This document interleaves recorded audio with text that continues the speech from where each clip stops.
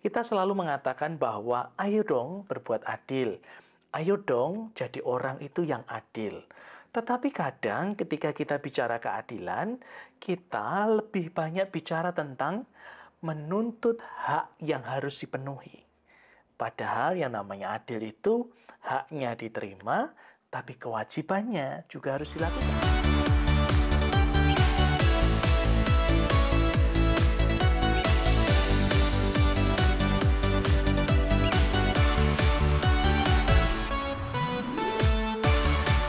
Ya, salam sahabat Yes. Bagaimana kabar saudara-saudara hari ini? Saya berdoa, saya berharap saudara-saudara dalam berkat, dalam kasih, dan dalam sukacita Kristus Yesus. Sahabat-sahabat Yesus dimanapun saudara berada, bicara tentang keadilan. Kita selalu mengatakan bahwa ayo dong berbuat adil. Ayo dong jadi orang itu yang adil.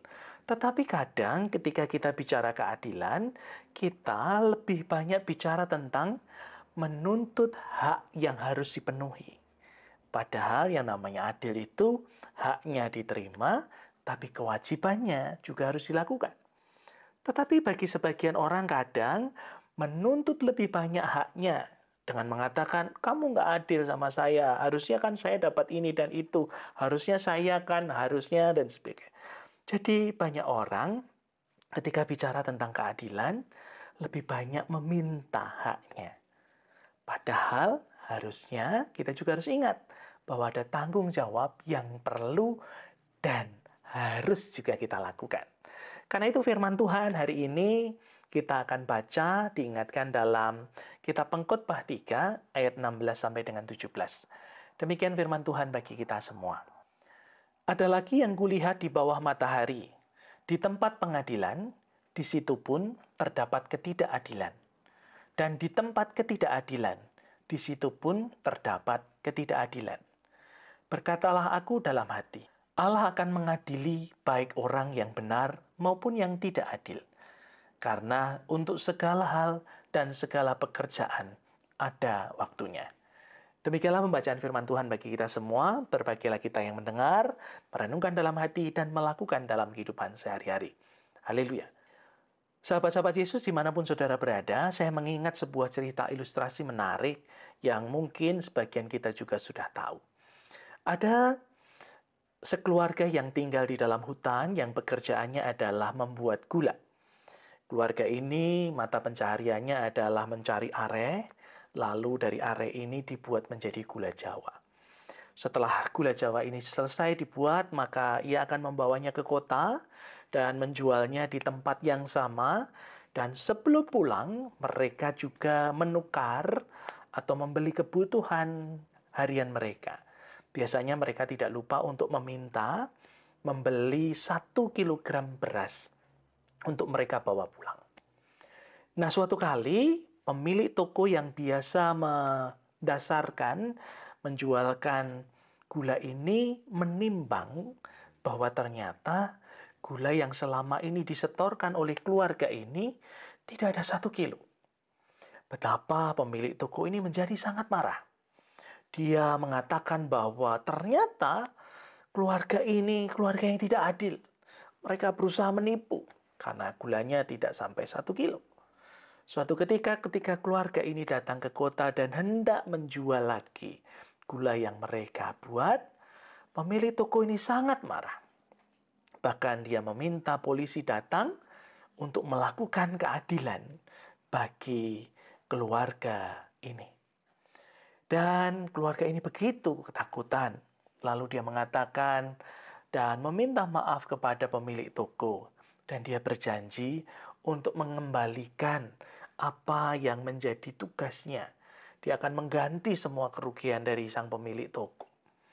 Tetapi sebelum semua selesai, lalu polisi bertanya kepada keluarga ini, apakah Bapak Ibu di rumah punya timbangan? Siapa tahu timbangannya sudah tua atau rusak sehingga gulanya salah menimbang. Ternyata keluarga ini mengatakan tidak punya. Kami tidak punya timbangan. Lalu Pak Polisi bertanya kembali, bagaimana saudara bisa menimbang dan tahu kalau gula ini ukuran yang dijual itu seberat 1 kilo. Lalu keluarga ini menceritakan bahwa setiap kali pulang dari toko di mana dia menjual, dia selalu meminta khusus beli 1 kilogram beras. Dan beras yang mereka beli inilah yang mereka pakai untuk menimbang gula yang akan mereka jual. Nah, sahabat-sahabat Yesus, inilah cerita ilustrasi. Tapi dari cerita ini kita bisa melihat, kita bisa belajar. Terkadang kita menunjuk kepada orang lain, kamu tidak adil. Kadang kita menuntut kepada orang lain, kamu tidak adil. Hakku mana? Apa yang menjadikan hakku kemudian dituntut paling besar? Pemilik toko ini merasa dirugikan. Pemilik toko ini menunjuk bahwa keluarga ini berlaku curang. Padahal mereka menggunakan timbangan dari beras yang selalu dia beli dari toko ini. Ketika timbangan beras itu tidak ada 1 kilo, maka gula pun juga akan turun. Nah, sahabat-sahabat Yesus yang terkasih di dalam Tuhan, hari ini, tanggal 10 November, adalah Hari Pahlawan. Kita juga melihat bagaimana para pahlawan bangsa kita berjuang. Bukan hanya menuntut haknya, tapi mereka melakukan tanggung jawabnya untuk membangun bangsa ini. Karena itu, ini juga menjadi peringatan bagi kita bahwa ketika kita bicara tentang keadilan, bukan hanya menuntut haknya, bukan hanya meminta haknya, tetapi juga harusnya melakukan tanggung jawab kita. Para pahlawan negara kita telah menjadi teladan bagaimana mereka berkorban ketika mereka melakukan tugas dan kewajibannya. Supaya apa? Supaya ada keadilan. Bahkan dalam salah satu sila dalam Pancasila kita, di sana dikatakan keadilan sosial bagi seluruh rakyat Indonesia. Keadilan itu yang diperjuangkan para pahlawan sehingga hari ini kita bisa mengalami kebebasan. Pengkhotbah tadi juga mengingatkan, bahkan ketidakadilan itu sering kita jumpai. Mungkin juga terjadi di tempat yang harusnya ada keadilan. Tapi kita juga diingatkan oleh pengkhotbah bahwa Tuhan selalu melihat. Dan nanti sang hakim yang sebenarnya adalah Tuhan sendiri. Karena itu mari saya mengajak sahabat-sahabat Yesus dimanapun saudara berada, melakukan keadilan. Dilihat ataupun tidak, diketahui ataupun tidak, mari kita lakukan hal yang benar. Bukan hanya meminta hak kita, tapi juga melakukan tanggung jawab kita dengan sebaik-baiknya. Mari kita berdoa.